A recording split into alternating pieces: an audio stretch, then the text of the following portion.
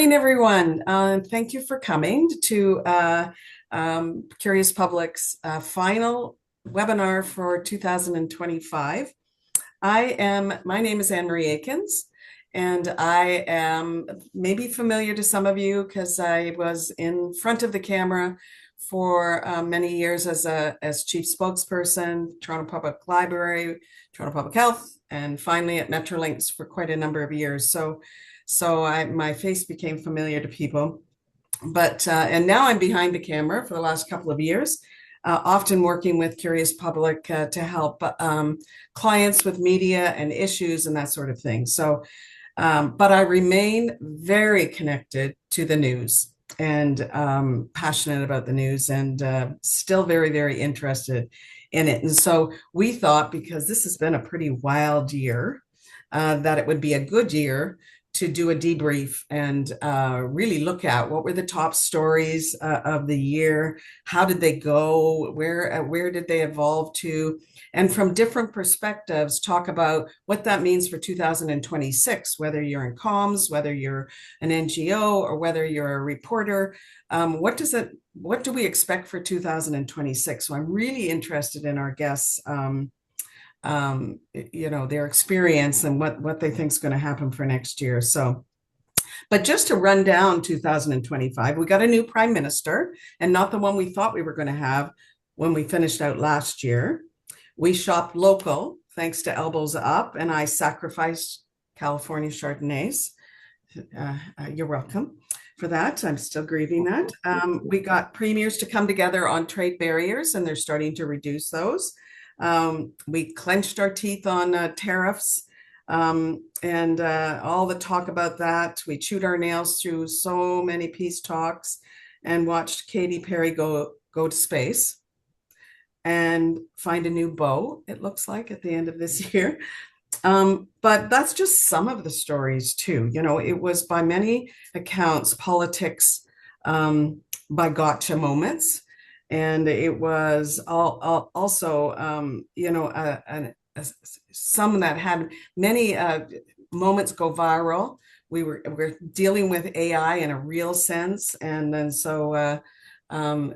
rage bait was a big part of it. And I think that was for one account, the word of the year was rage bait this year, and it makes sense. So I'm going to bring in all of our guests today and thank them for coming today as well. And start off with, they're slowly coming in and getting their cameras going. Thank you, everyone, for coming. The first one I want to introduce is an old acquaintance of mine. Oliver Moore is a senior member of the Globe and Mail's editorial board and helps craft the paper's official position on major issues. We got a lesson on what an editorial board was that was very helpful from Oliver. But he's a longtime journalist, and that's where I first got to know him. He created the first, I think, transportation beat for the Globe and Mail and reported a lot on a lot of different issues, whether they were international, national, or local issues. And even once, I understand, was the Globe's Atlantic Bureau chief for 5 years. So welcome, Oliver. Thank you for coming. Thanks, Marie, and happy to have a chance to explain the editorial board to you. Teresa Leibowitz has got another familiar face because she has a great podcast, but she's got a decade of experience delivering really high quality strategic advice and communication support, having served as the director of communications in the government of Ontario and a speechwriter for the Premier. She helps small businesses and nonprofits grow their reach and impact through their own practice light bulb narrative. Teresa also spotlights the social and political issues transforming our country as the host of Progress Canada, which I love watching. So welcome, Teresa. Thanks, Anne-Marie. And David Hurley, another familiar face to many people because he's a lifelong political strategist who's led many successful campaigns, both at the federal and provincial levels, served as top advisor to prime ministers and premiers. He's a partner at Rubicon Strategy, a leading public affairs, and government relations firm. And David's also the host of the Hurley Burley podcast. So a lively mix of political insights and opinions. So it's a pleasure to have you, David. Thank you for coming. Great to be here, Anne-Marie. Thank you for the opportunity. Well, and Lloyd Rang is, of course, familiar. He loves to say his name is a full sentence, and it is. And he's pitch hitting today because our expected guest is had to not, she couldn't come today at the last minute. So Lloyd is pitching in for us. But he's our president and narrative lead at Curious Public, and a longtime friend and colleague going in all kinds of different capacities.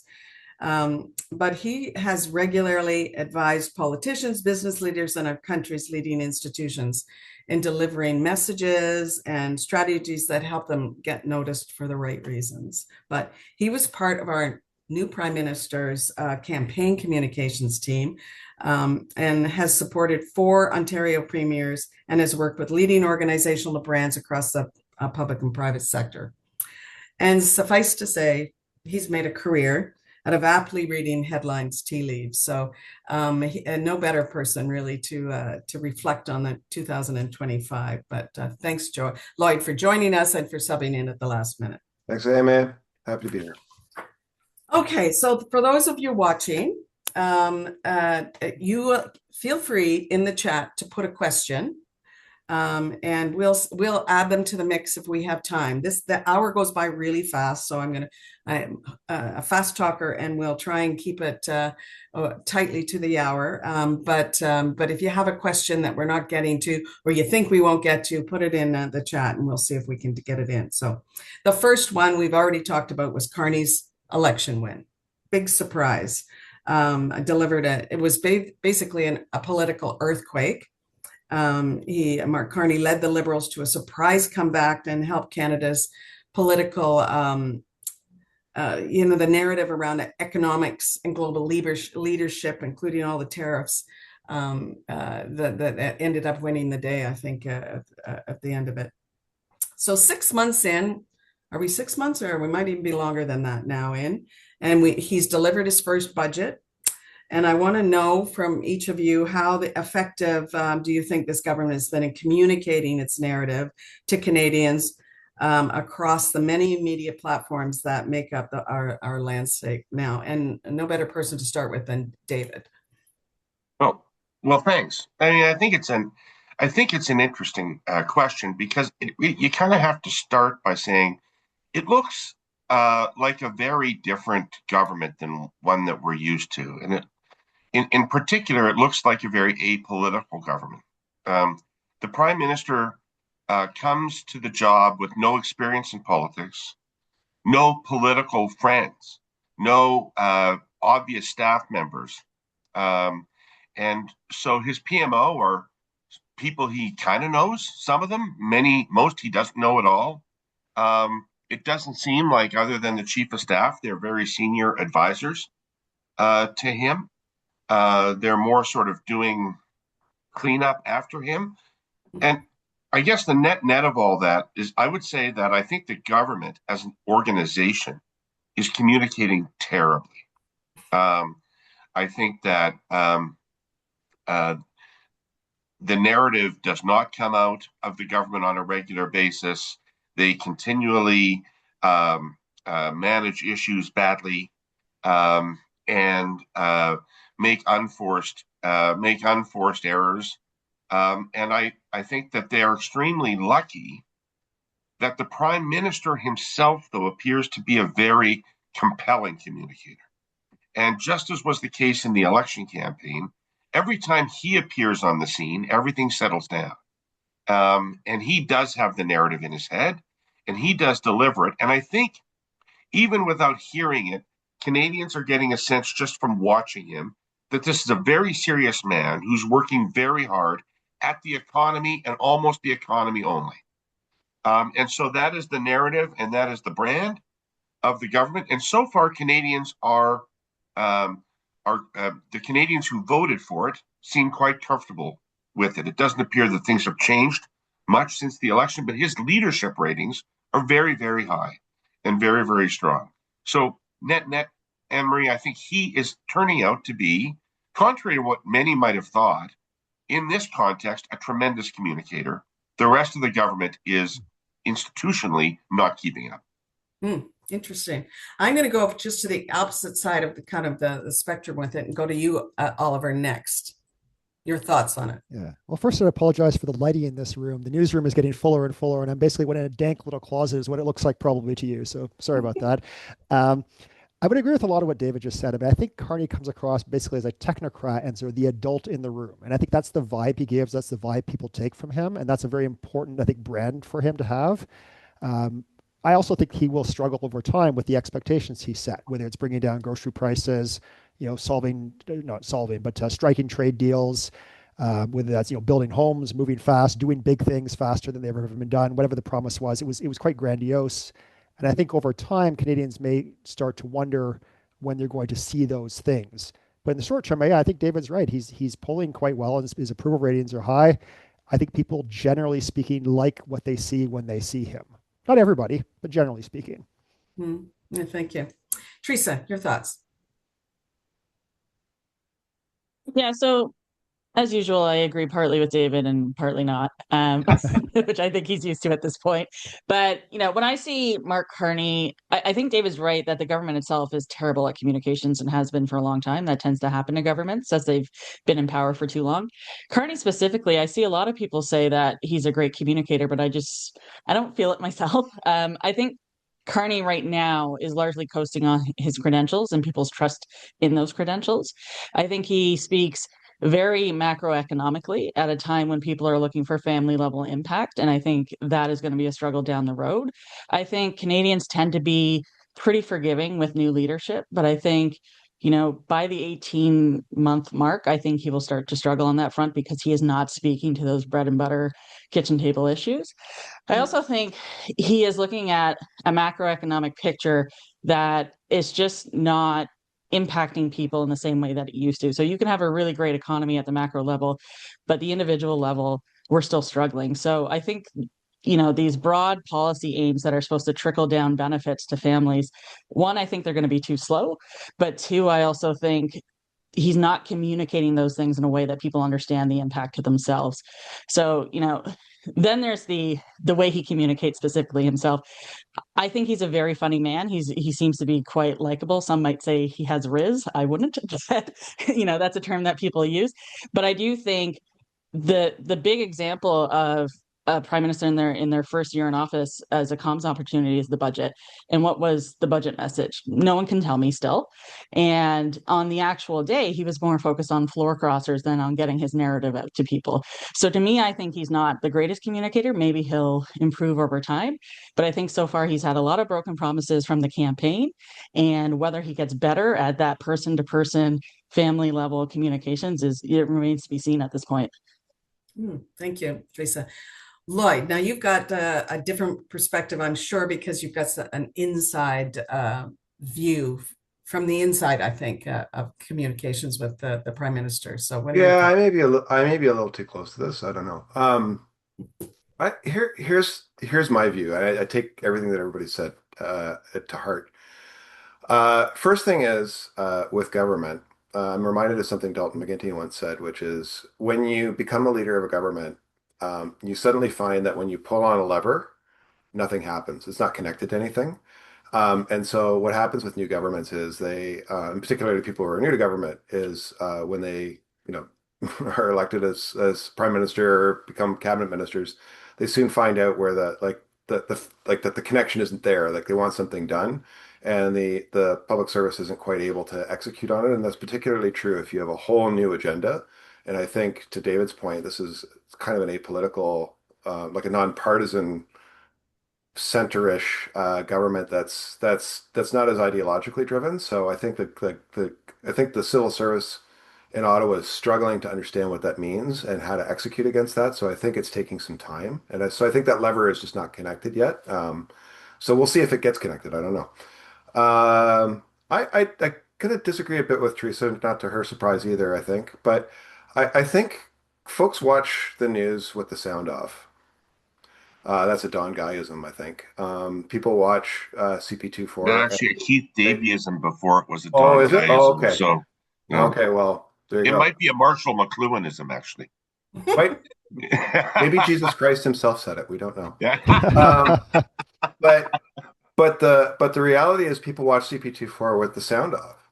And so the images that come across, I think, of Carney speaking and commanding like global attention and like, his social media posts, and it's like you've got a leader who's active, who's present on the world stage, who's standing up for Canada, who's respected.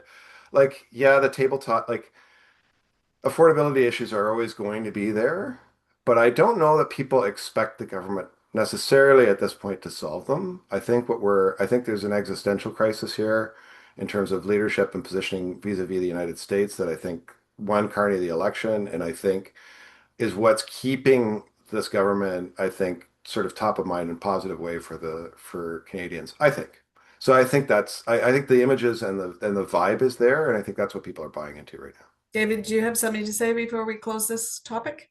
Well, I guess I do. And I think that what we learned in the election campaign remains true today. And Lloyd just triggered it with his talk about the American situation. Because what we learned in the election campaign is that the country is pretty evenly divided between people who think that the system works and our system and institutions are under attack and need to be protected and defended.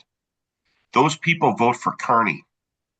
And the other half of the country believes the system doesn't work, the institutions are broken and don't work for them, and the whole thing needs to be blown up and replaced by something else that might allow them to buy a home. And that is so how you perceive Carney and what he's doing depends on which of those camps you're in. Mm-hmm. If you're in and if you're in the protect our institutions camp, which is largely boomers, right? You look at what he's doing and he's doing everything perfectly. If you're a Polyev voter, there's really not much reason to have changed your mind. It's an interesting thought. It kind of gives us a window for next year as well. What's 2026 will bring. Thank you, all of you. The next topic, we're going to switch kind of completely from politics somewhat, but it's the AI bubble and thoughts about whether or not it's going to burst or anybody. But the start of this year, everyone was talking about the rise of AI. And by the end of the year, folks are talking about the end of the AI bubble. So we seem to come full circle with that one.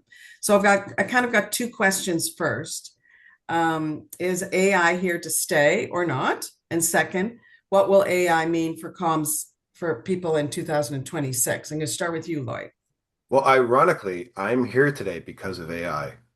I mean, I'm not AI generated, but I mean, like, because Virginia Jameson, who was not yet, Virginia Jameson, who was supposed to be here, had to go and take care of the fact that Sambanova, her company, is being acquired by Intel, and Sambanova is a chip maker that makes chipsets for AI servers. And so, interestingly enough, that like the reason I'm getting this question is hilarious because she's not here to answer it.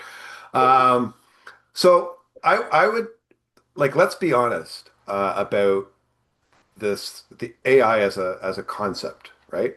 AI as a concept is here to stay. That is to say, the technology is ubiquitous. We use it every day. We like it's becoming integrated into workflows. Like people are, even I think we're at the point now where the middle and late adopters are finally using it. Like the early adopters at the beginning of the year were using it. Now I think by the end of the year, pretty much everybody and their dog knows how to write a prompt, which is great. I mean, but it means that the technology is here to stay.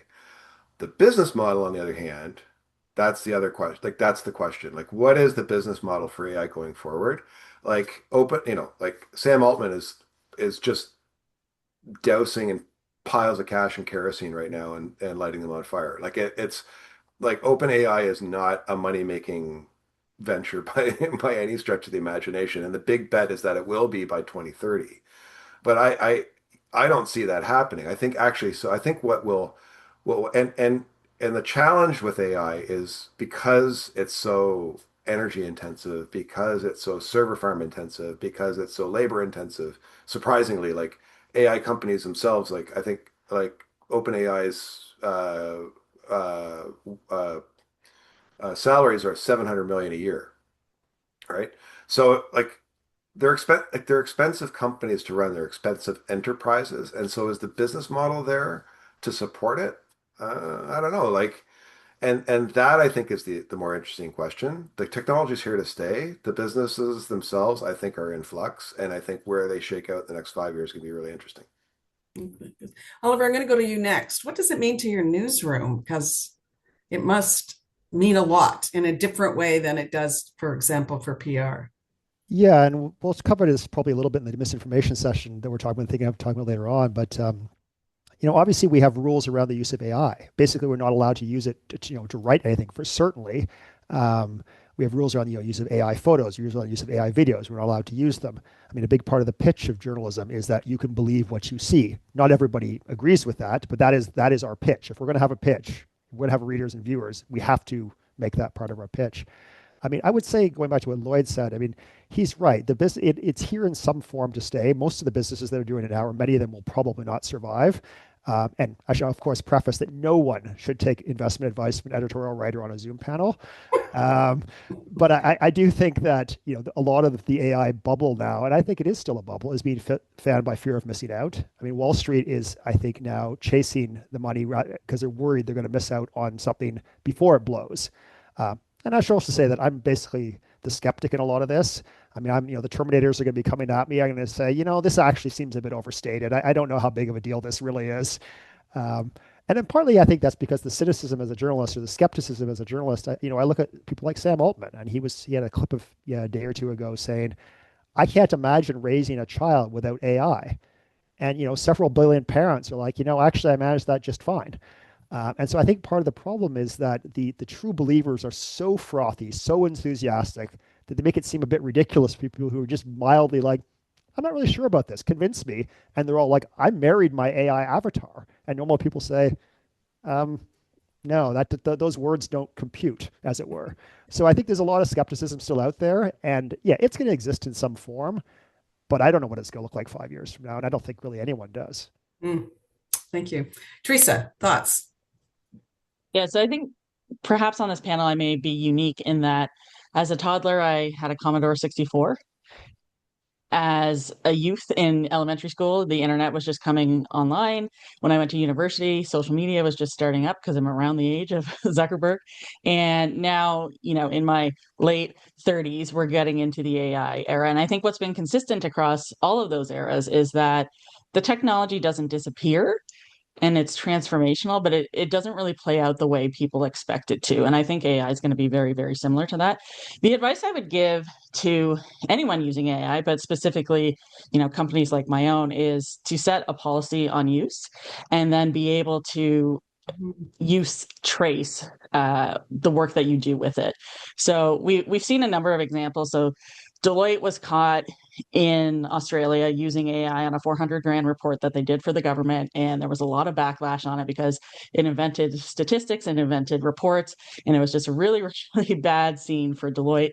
There was, I think it was last year, York University, a closer example, they had put out a statement on the Israel-Palestine conflict, and they were unable to be able to say, no, AI didn't make this.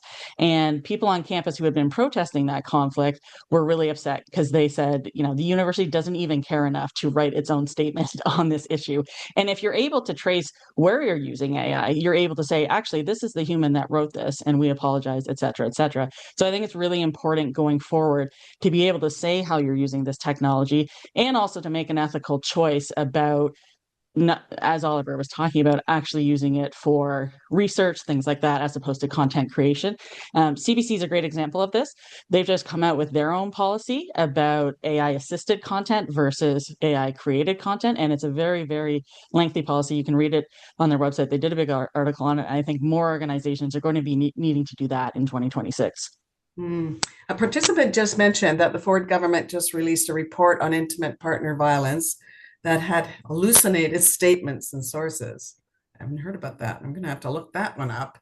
But you've made me think of something, Teresa, that if people are using, and I think they are doing it to make it more efficient, customer service roles like answering people on social media are related to public services, and that's fraught with problems, as we're already seeing. David, thoughts to close out this subject?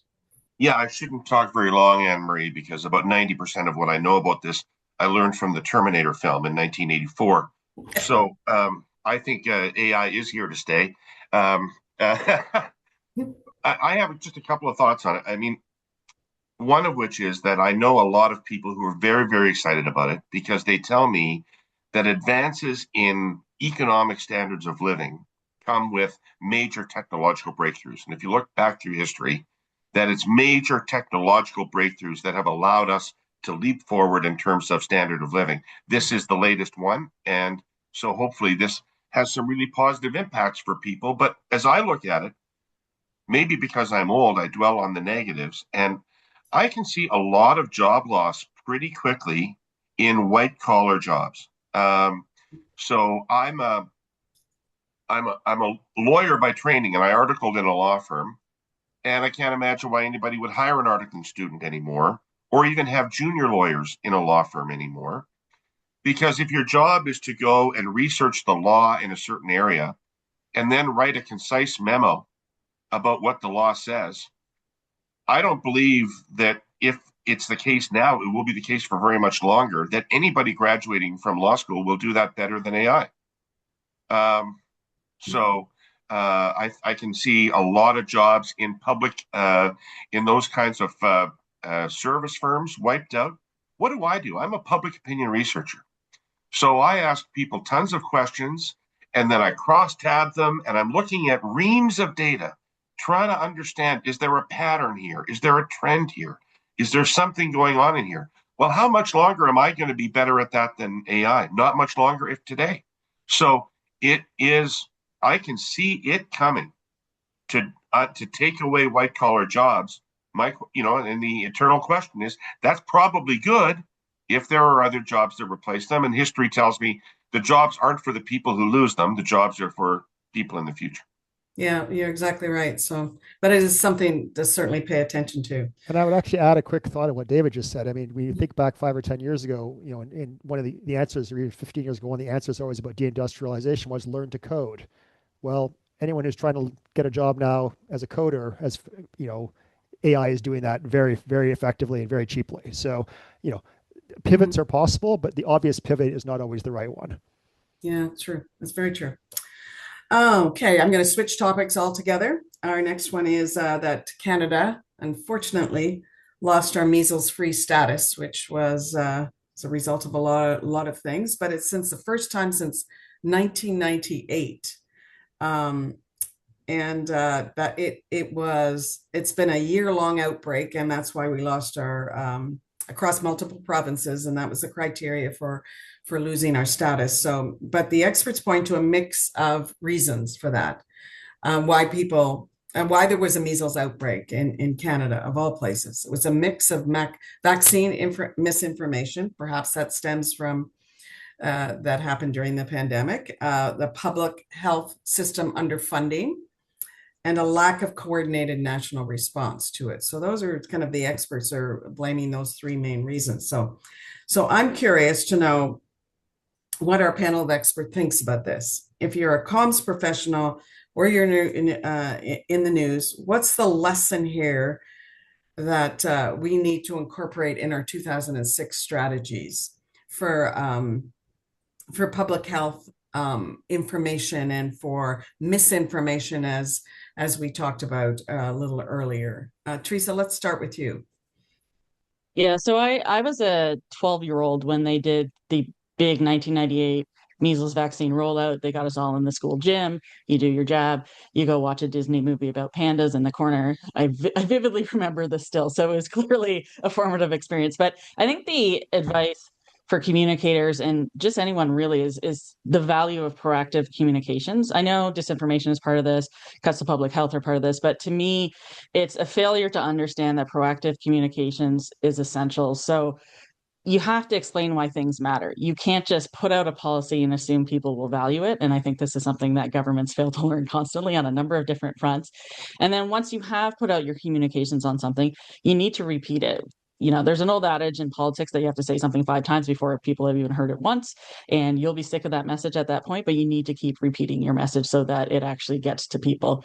I think you need to talk about your wins. The problem with vaccines specifically is that they create the conditions for people to stop understanding why they matter, because they get rid of the thing that is so dangerous. So I think with vaccines, you need to constantly be talking about your wins.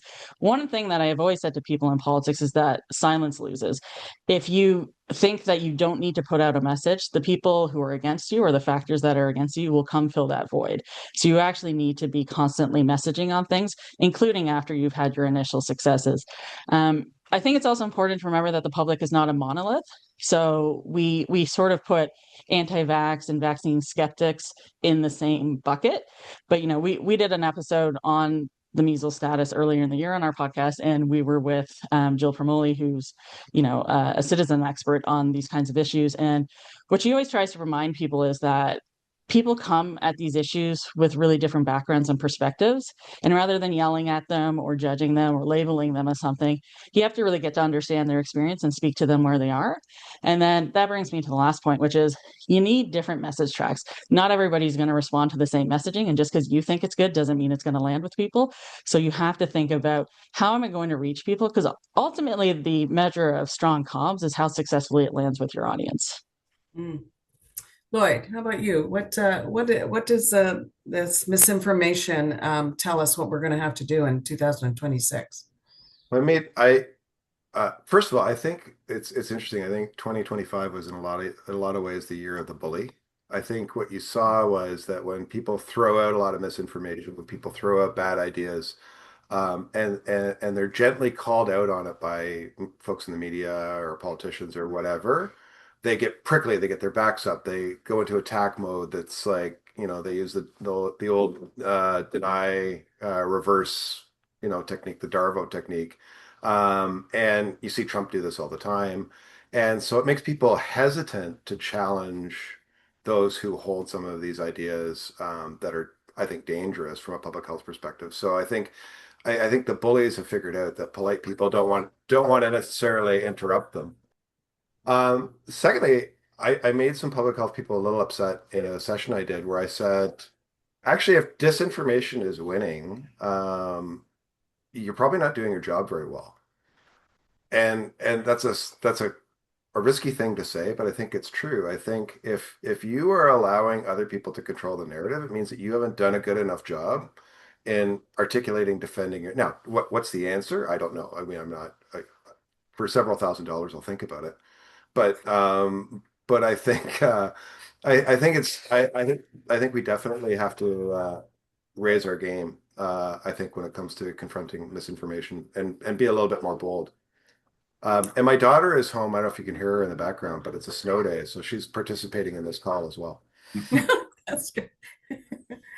I'm going to go to you, David, and Oliver, I'm going to put a different spin on it when I go to you. So, David, what are your thoughts on what we're going to have to do in 2026 to deal with misinformation and that sort of thing? Yeah, I agree with much of Teresa and Lloyd said, but I kind of disagree with their conclusion that people are just shitty at communicating, and failing in that way, because I think it's very, very difficult, because the crazy people have a megaphone that's as big as Oliver's megaphone now. And it is not easy to communicate truths that are as truths in that environment. People think they know a lot. People think that from their experiences online or wherever is anybody on this call ever tried one-on-one to convince a climate skeptic about the existence of climate change? You can't do it. So how would you do it through mass communications, right? And so the fact that crazy people are empowered to the extent that they are, I guess the one thing I would say is don't ignore things in their nascency. So this vaccine business has been rattling around for a number of years, and it did appear to be on a loco side of the extreme fringe of the internet. And nobody bothered to take it on, as Teresa would say, to be proactive about it, until it suddenly acquired a fairly mass audience. And now we have fucking measles. And it's crazy. Mhm. And, as with a lot of things, I think the Trump administration is just pouring gasoline on all of these negative trends. And when you have the official policy of the United States government to be anti-vaccine, then that's gonna have a strong impact. So, I mean, I guess that Lloyd and Teresa are right. You got to get out there. You got to be proactive. You got to be communicating. But I don't think you should expect to win. Mm. I think if I can jump in Sorry. just a sec there, I think one of the challenges, because I've had this argument with, people who don't believe climate change is real. And the challenge is that reasonable arguments don't work with them, right? Because it's not, you can't reason somebody out of a position they didn't reason themselves into. They're hooked on a narrative. They're hooked on a story that seems truthful to them and seems truish. And so to combat misinformation, you need a stronger, better narrative. And I think we're fumbling around trying to have reasonable discussions with people, and it just doesn't work. So the challenge is, what is the narrative solution to some of these narratively held positions? And I don't think we've come up with that yet. And I certainly haven't. I think David's Yeah, right though and at one sometimes point. when you have when speaking of the megaphone, when you have the president saying things like about Tylenol. And I kept wondering why Tylenol wasn't screaming at the rooftops, but I think they took another strategy to try and deal with that kind of misinformation. But Oliver, how does the newsroom deal with the whole misinformation? Kind of connects to AI, but it's this, how do you deal with it when, for example, when the president says something wild and crazy like Tylenol causing autism, that kind of thing? How do you deal with it? Yeah. Well, we could talk a few hours on this. I mean, I think one thing is actually because of Trump, the media has had to try to figure out how to deal with deliberate bad actors, people who are deliberately trying to misinform. Um, and the media has not always done a very good job of it, I'll be honest. It's taken a long time for media to realize that it's not sort of ethical, it's not professionally reasonable to put a lie in a headline with quotation marks around it and say, Trump says X, and then the story says, oh no, that's actually not true. Ways of presenting what he says to sort of make it clear it's a lie. The media is often very, very unwilling to call a lie a lie. I mean, as an opinion writer, I have much more latitude to do that. But for a reporter to call a lie is very rare, in part because you don't know what was going on in their mind. They might honestly believe it, therefore it's not a lie. Um, but I think the media has to be willing to call out falsehood when they see it, because otherwise you end up in the scenario where, well, we got to get two sides. Reasonable person said this, let's find some unreasonable person to say the other side, then we've done our job, that's balance. Well, that's not actually reasonable balance, it's helping the reader. I just want to add one thing in response to what David said. I think you're right. You can't convince everybody. Some people are unconvincible.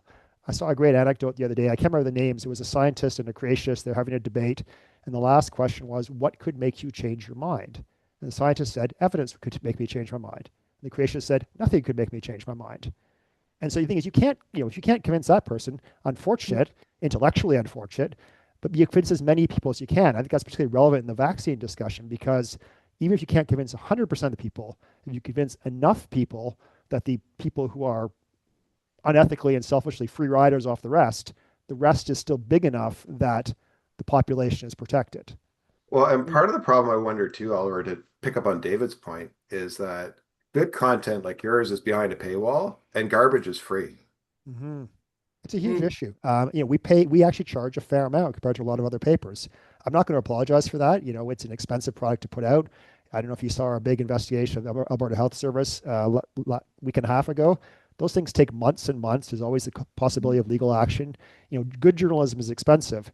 We have to charge for it. But I think you're right. It's very unfortunate that people can get gibberish pouring into their eyeballs for nothing. And meanwhile, if they want to get good quality content, they have to pay for it. It's a real problem. I think I don't know. I don't have an answer, but it's a problem.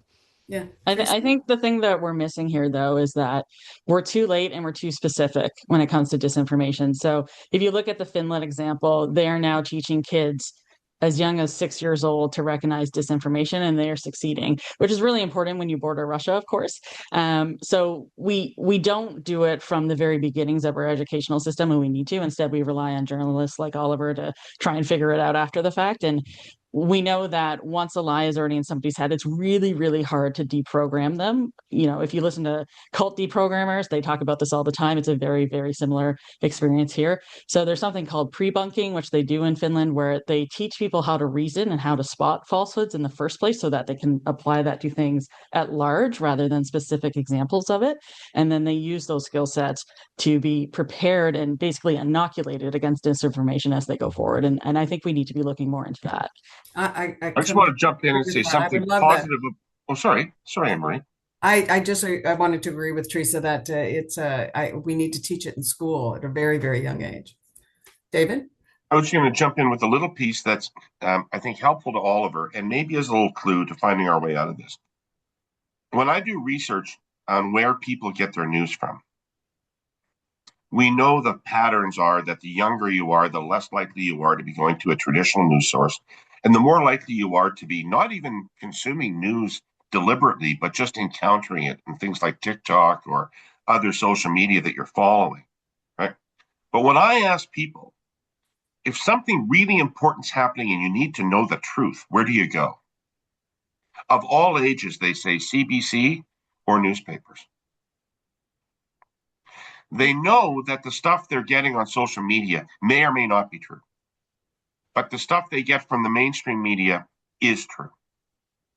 That trust differential may be something we can work with. That's a very hopeful message to end this topic on. It is. Thank you, David. I want to talk about, we'd be remiss if we didn't talk about, and we are, time is ticking quickly, but this conversation has been fascinating. But the affordability crisis it's closer to home for people because it's about grocery shopping and finding a home that you can live in, and whole generations that don't have any hope of buying a home these days, and that is a sad reality. And so I wanted to know, and if you could give your answers in a really succinct way, these kitchen table issues that have become very, very politicized, as opposed to really talking about real solutions for it. So, how can communicators or news reporters build trust if they're talking about these kitchen table issues? I'm going to start, David, with you. Well, I guess start with the reality. I mean, one of the things politicians like to do is talk up the economy. I hear the current government doing it,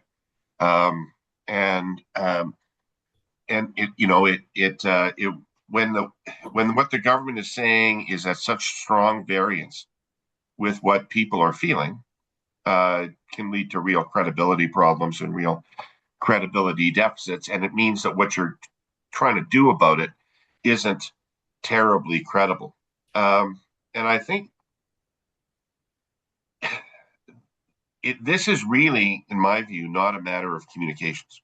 This is really a matter of policy and existence, because the people that are now obsessed about the cost of living and affordability are not the poor. This is not a poor problem. It is what used to be thought of as the middle class.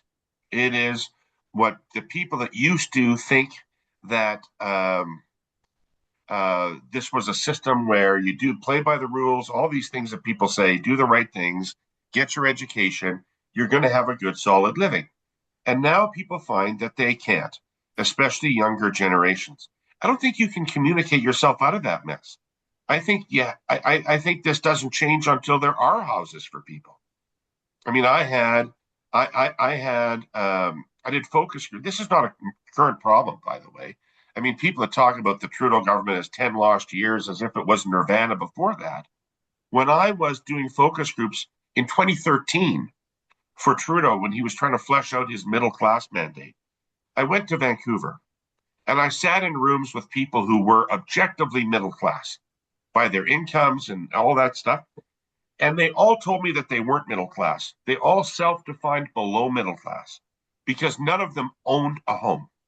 And as far as they were concerned, owning a home was part of what it meant to be middle class in Canada. They didn't own one. They didn't see any prospect that they would ever own one. And that changed their whole mentality about who they were in this country and where they stood in this country. It's a big thing, but to me, it's not a comms problem.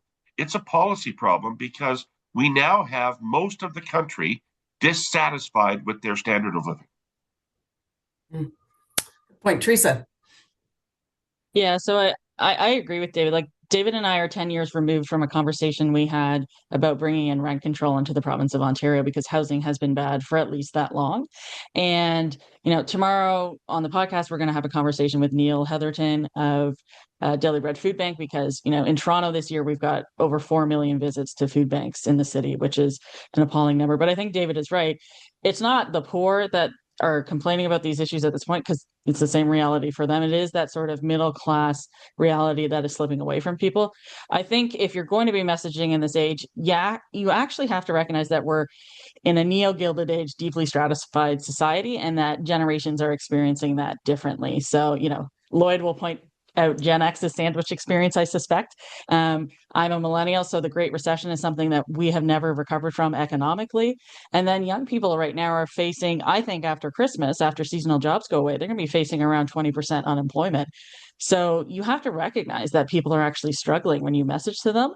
And you know, a friend of ours, Kyla Ranellenfitch, she recently put out some polling on people's opinions on relationships and marriage and things like that. And we're now at a point where half of women under the age of 34 do not want to have kids because things are so financially rough out there. So I think you have to understand the context that we're messaging in. And there are a lot of people who don't necessarily feel those impacts in the economy yet, so that they may struggle with the empathy needed to actually recognize that and message accordingly.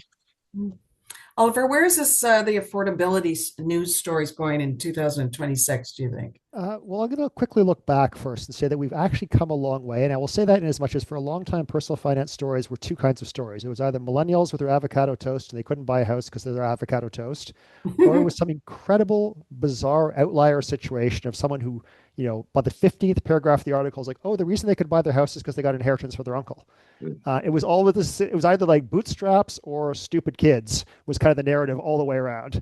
I think that's changed in part because, as both my predecessors have said, because the reality has changed. I mean, you've got people who consider themselves to be successful. They are, by every normal metric, successful. They have, white collar jobs. They're educated, and they can't afford the lifestyle that they would normally believe they should be able to have.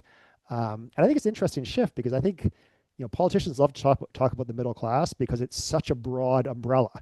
I used to joke, if you're not living in a refrigerator box, you don't have a private jet, you thought you call yourself middle class. Obviously, that's not the same anymore. It's narrowed dramatically because people see the reality of what they think of as being middle class. And I think actually David's got a fascinating point that maybe the real marker is owning a home. North America doesn't have the class system they have in Europe, where middle class is a very defined thing. Here, middle class is about where you are in the structure. And it used to be a job, it used to be education. Now I think it's just property. And people are seeing that they don't have a home. They have no prospect of having a home. And that if their parents didn't have a home, they will never have a home. And we're really at risk of creating this hereditary property class, which is hugely damaging, I think, for economically and probably politically.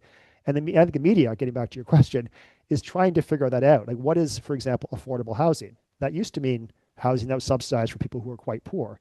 Now, affordable housing means, or one form of it means, I'm a white collar worker, and this is the house that I can afford. Not affordable in the sort of literal sense, in the philosophical sense, but in the literal sense. And that sort of really changed how I think the media is reporting on these issues.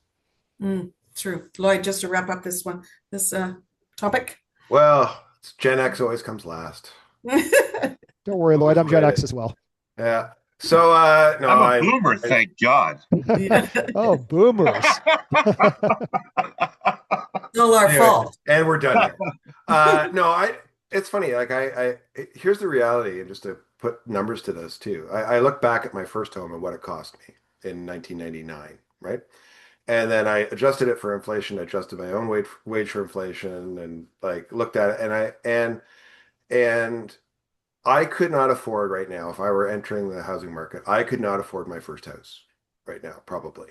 Right. So something systemic has happened where wages have not kept pace with inflation, and everything else is just background noise. Like that is the cold hard reality is that inflation has outpaced our ability to buy things.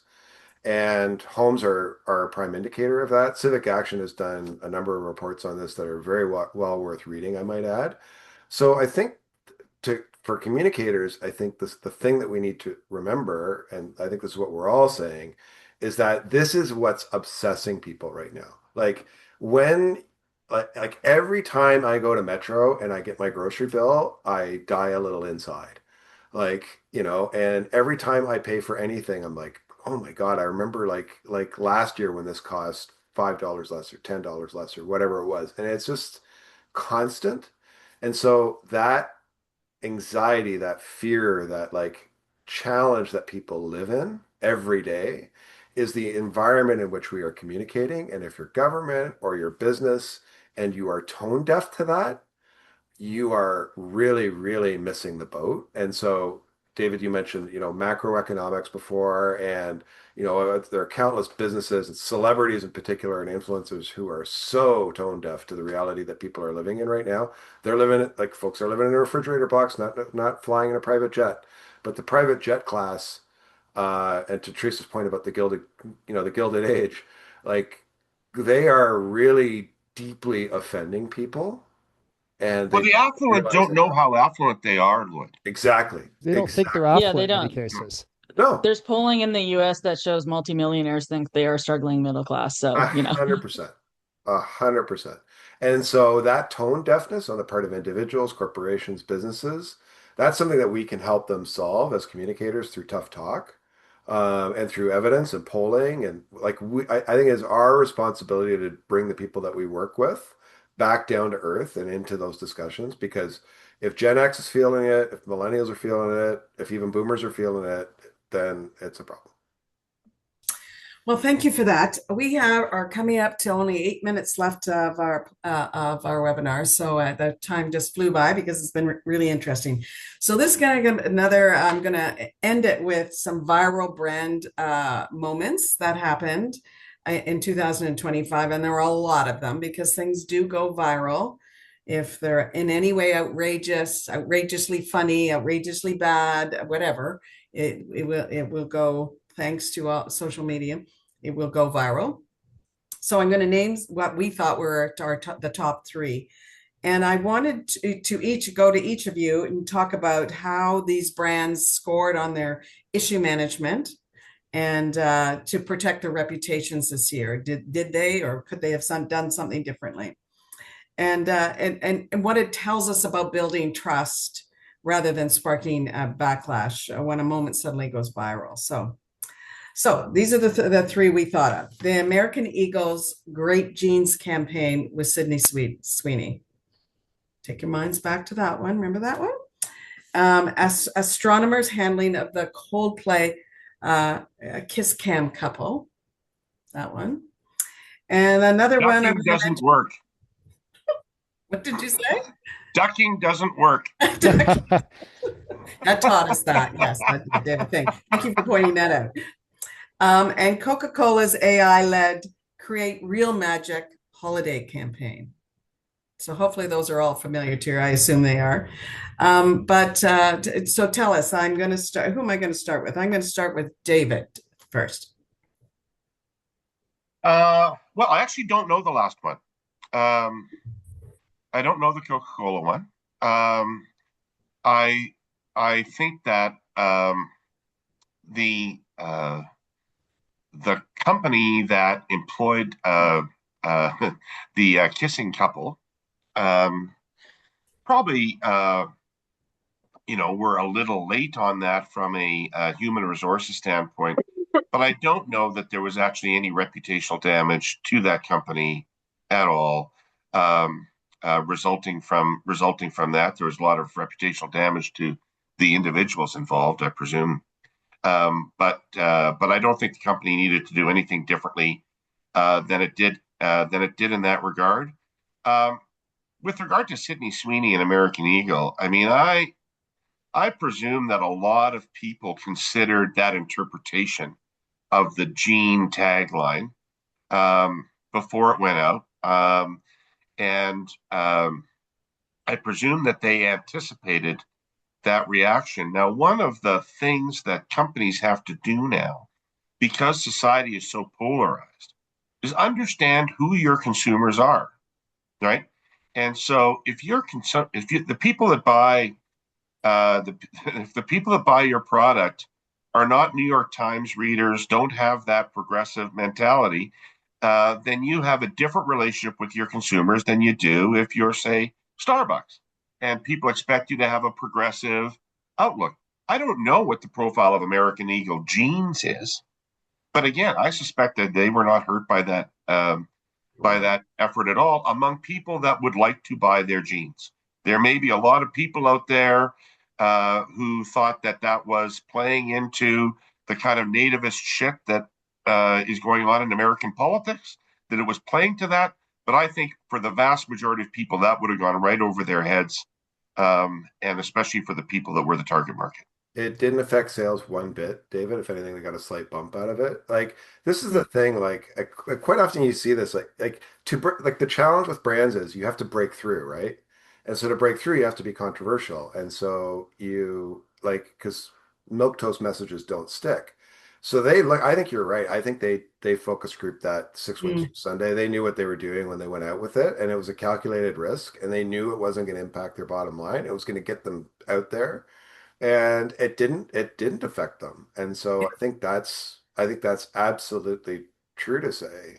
The opposite is Bud Light, right? Which did not understand their audience. Yeah. That's a case of people that did not understand their market.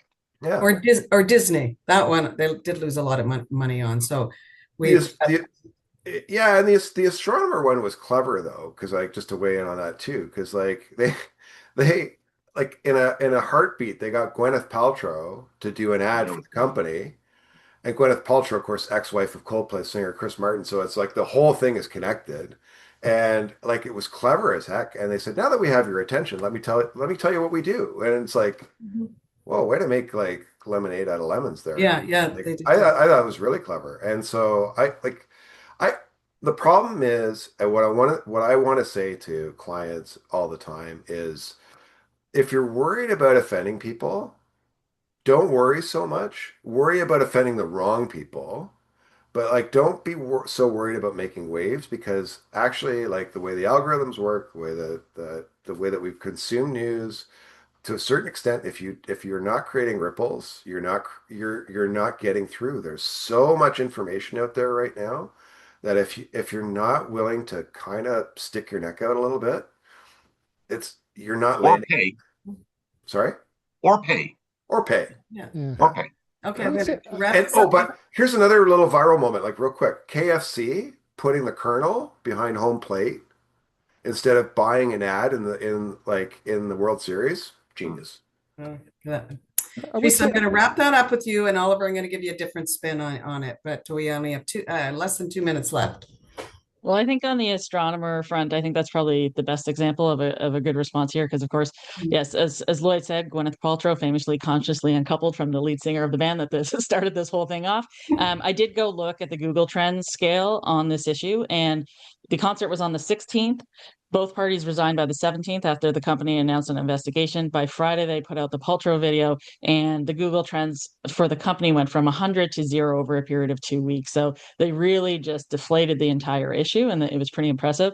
On the Coca-Cola AI thing, this was supposed to be, it's the holidays are coming campaign that started in 1995. It's supposed to be a millennial nostalgia thing. Instead, they've turned into this AI monster where it landed so poorly, they actually had to put out a making of video about how they created all of this AI, which was also made up completely and not actually real design work.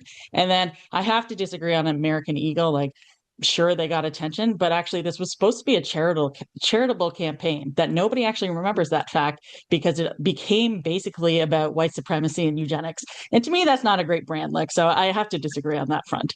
Okay, thank you, Teresa. We've got 15 seconds left. Oliver, I'm going to ask you, what's your prediction for the story that we won't be able to ignore in 2026? Trump, Trump, Trump, Trump, Trump. Okay. But in my remaining 10 seconds, I'm just going to note that both the American Eagle controversy and also the Cracker Barrel controversy, which were to a large extent driven by bots.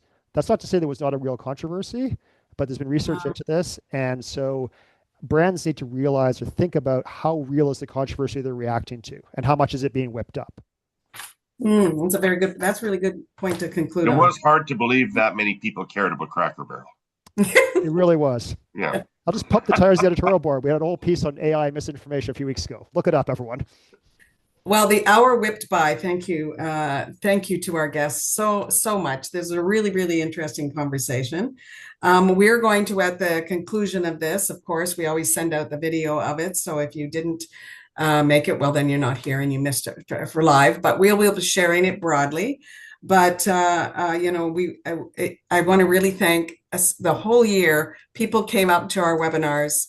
A lot of people came out to our webinars, and we really appreciate it because I think that it stimulates lively conversations and things to think about in our work and in the news. And but of course, we can't do it without our panelists. So thank you, Oliver, Lloyd, Teresa, and David. Thank you so much.